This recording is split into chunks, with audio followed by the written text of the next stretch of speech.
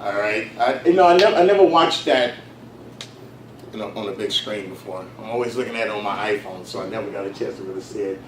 It made me look, I don't know, kind of scary. So, but I'm really not I'm not a scary person, especially that last one. I'm sitting there with my arms all folded up. But once again, my name is Dewayne Riggins, and I just want to tell you guys a little bit about my story, about who I am and where I came from. Just get right into it for a space of time. I'm originally from Georgia. I don't know if you guys ever heard of the town Macon, M-A-C-O-N, Macon, Georgia. It's like 75 miles outside of Atlanta. And my father was a pastor, right? So I grew up in church, and all I pretty much knew was church. I had to go to church when everybody was playing. I had to go to church. So down south, Southern Baptist churches, at that time, it was very strict in some ways. I grew up, I wasn't as big as I am now. I think somebody came up a little while and wanted to feel my muscles, so whatever it was. But when I was younger, I was very little. I was very small. I was a skinny kid. Because of my complexion, growing up in the South was not accepted. Not just by, and I'm not talking about white America. I'm talking about by some black Americans down south. It was not accepted because I was darker. And I thought I had a curse. I thought there was something wrong with me. I thought God had cursed me. I thought it was a mistake. I thought that, I was the worst mistake in the world. So I didn't like myself, all right? And that's what I showed a lot. What ended up happening is I was bullied really bad, very bad, in grammar school. I remember going the long way around, taking probably 2 blocks out of my way to get home because a kid wanted to beat me up because he said I was different. In middle school, I don't remember my middle school years. And I really get very sensitive when I talk about this, so I cry, it's just me, because there's some things I'm still painful of. This is why I talk to a lot of kids. You shouldn't bully kids. You shouldn't do that, because when you do that, you kind of bring them down and make them think that it's something less about them. I was bullied in grammar school and middle school, and I forgot, in fact, I don't remember most of our middle school years. The only thing I remember is going to the bathroom and having this guy, and I know his name, Melvin Little, right? And right now he's really little. When I see him when I go home, he's this little bitty guy. But Melvin would bully me. I would go to the bathroom, and Melvin would push me into the urinals, him and his posse, or they would, lock the doors, and it got kind of violent, where I didn't want to go to the bathrooms. I don't remember my classrooms. I don't remember the cafeteria. I don't remember gym time. I don't remember none of that. I blocked it out. My brother died, my older brother died probably like 4 or 5 years ago, 4 years ago. I went home, went to the funeral, and I got in my other brother's car, and I drove past the school, which is abandoned now. I stood in front of the school, and I could not remember one thing. I couldn't remember the hallways, and I stood there and I cried. And the reason I cried because I'm like, something so horrible happened to me. And I blocked it out.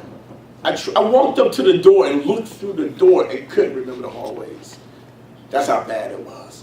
What I want to do now is that when God continue to bless me and help me financially, I want to go back and I want to turn that school, if it's still available, I want to turn it into a school of performing arts. I want to work with kids.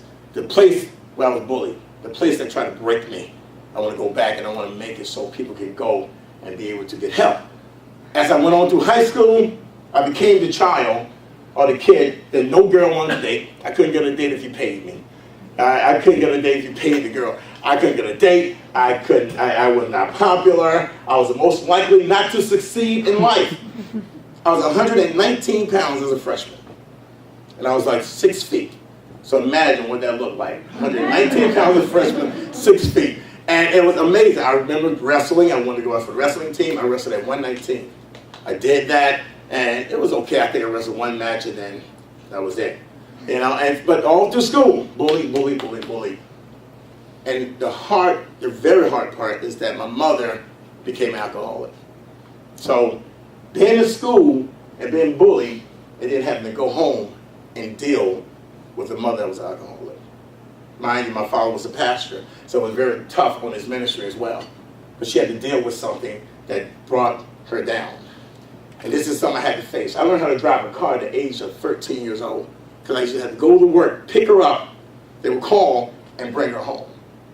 Now, we didn't come from a poor family, I didn't come from a wealthy family. I always tell people I was stuck somewhere between middle class and poor. I don't know what that is, if that's a class or not, but my family worked very hard to take care of me. Now, it was 21 years different between me and my brother, okay? My younger brother, the brother's older than me, I'm sorry.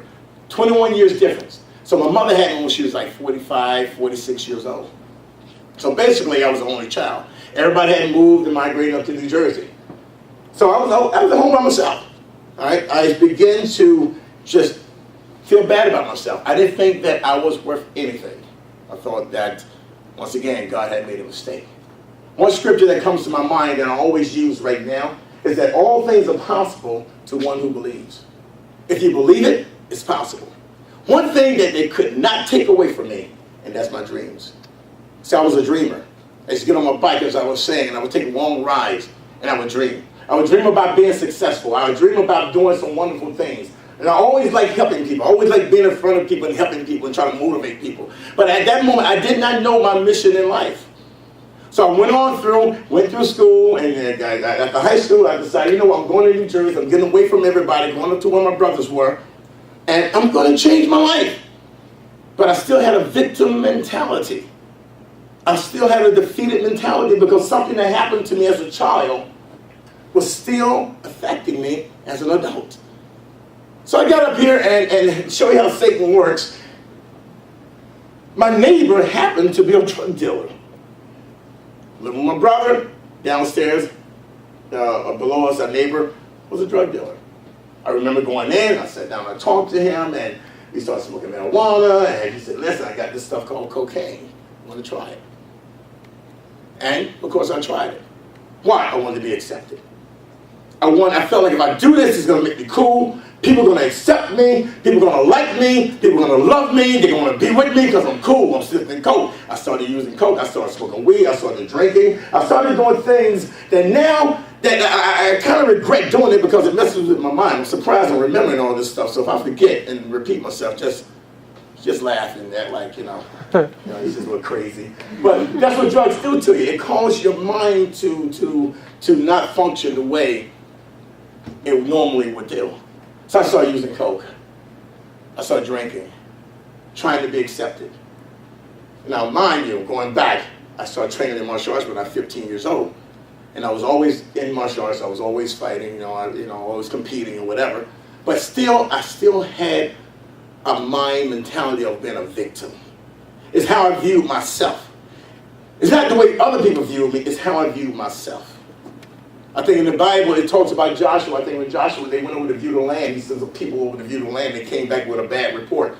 And the bad report that came back was, when we went to the land, we saw giants in the land. And you know what they said? We saw giants in the land, and we be as grasshoppers in our sight. Not in the giant's sight, but in their sight. The way they saw themselves. And God had already told them they had the land, but it's the way they saw themselves. I saw myself as being nothing. And so I started using drugs. I used drugs, I used it, and I abused it. Until I found myself sleeping in the car. For one whole year, I slept in the car. I slept through the cold. I mean, my family didn't know where I was, and I didn't want them to know where I was. I was frustrated. At the age of 24 years old, I wanted to take my life. And I remember this so well, walking up on the train tracks. Where the truck, I was in an abandoned truck. I walked up on the train tracks and I wanted to take my life. Because I felt my life was ruined. 24 years old, my life is ruined. I walked up on the tracks and the train was coming. And I looked at that train and I said, this is it. And I could see it coming. I heard the guy blowing the whistle or whatever the thing, and it was just, and as clear as I'm talking to you today, people say what they want to say. The voice of God spoke to me and said, there's another way. You don't have to do this. I stepped off the track, the train goes past. I went back and I sat down in the truck and I started crying because I'm like, God, what else? I mean, I ruined my life. I mean, I didn't go to college. I didn't do this. A lot of my friends did this. And my life is ruined. I'm 24 years old. I should be doing something great with my life. And God says another way. The gentleman he's not my pastor now, that became my pastor, at that time, and it sounds like a fairy tale, but I'm telling you this is so true, he walked past the truck where I was sitting, and God said, catch him and talk to that gentleman. I followed him to his house. Now the guy I was then, you wouldn't probably want to be in the room. If you saw the way I looked then, I had hair on my head, of course. I had all the shit was on my face. I had the same clothes on for months. I smelled.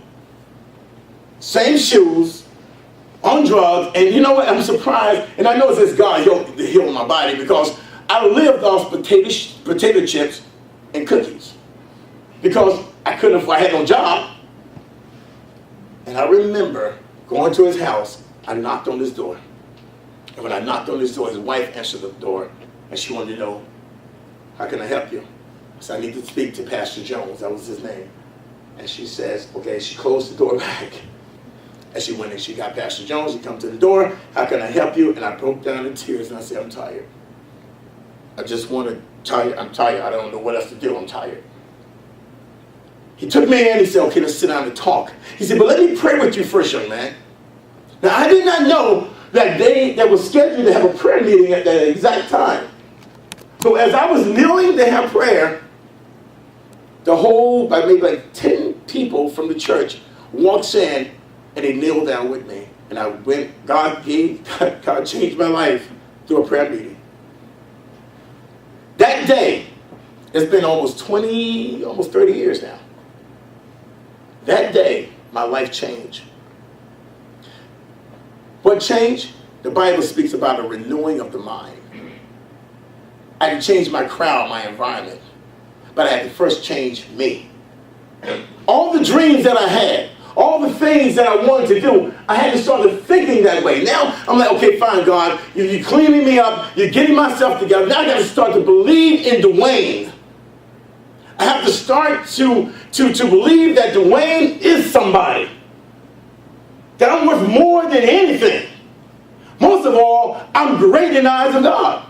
At one time in my life, if you put up a paper wall and told me to run through it, I couldn't do it.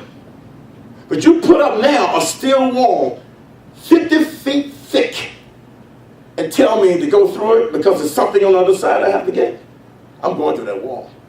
My confidence level has changed. You know who changed it? God did it. But I had to allow God to change my mind. I had to first start loving me, accepting me, believing in me. Now, the whole world don't have to like me, but as long as I love me and I know God loves me, I'm okay. I went on, and as you saw some of the marvelous things that are happening, I've been blessed where, now I'm training NFL players. I always wanted to go to LA. I've been to LA more than I need to go. I think in about 3 months, I think I might have went like 4 or 5 times. I just kept going back. 3 days there. I've done interviews. I got an opportunity to be Stevie Wonder. I don't know if some of you guys know who Stevie Wonder is. I mean, some of the old heads, we know what Stevie is. Isn't she love, Stevie? I got a chance to be Stevie. I met Bart Scott, Antonio Cromartie. I was training Bart Scott. The gentleman asked me, he said, how did you get into doing that? So I trained Bart Scott. And Bart Scott one day, he gets out of his Bentley. And when he gets out of his Bentley, the back door opened, Tim Tebow walks out. I had a chance to train Tim Tebow. I'm sitting there talking like, I'm training Tim Tebow. Dwayne, you actually training Tim Tebow? And I train him. It doesn't matter if you get in front of me, we train. You're going to work out. I don't care who you are. So I'm like, let's go, Tim, let's go. Hi, on, Tim. I'm training guys. And now I have a publicist. I'm like, I have a publicist? Wow. I have an assistant, Liz, over there. She's been a tremendous help to me. She's been helping us tremendously. Me and my partner, Steve.